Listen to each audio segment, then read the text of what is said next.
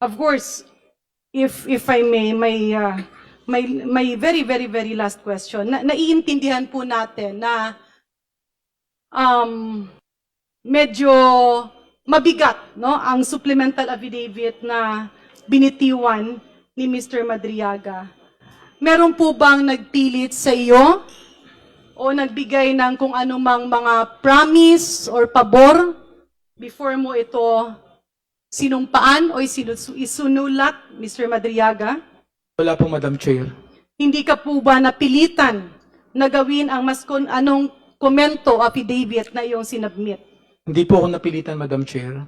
Wala bang pangakong palayain ka sa kulungan kapalit ng pagtestigo na ginagawa mo ngayon?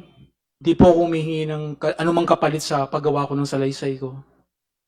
Bakit niyo po na desisyon ng lumantad at magsalita?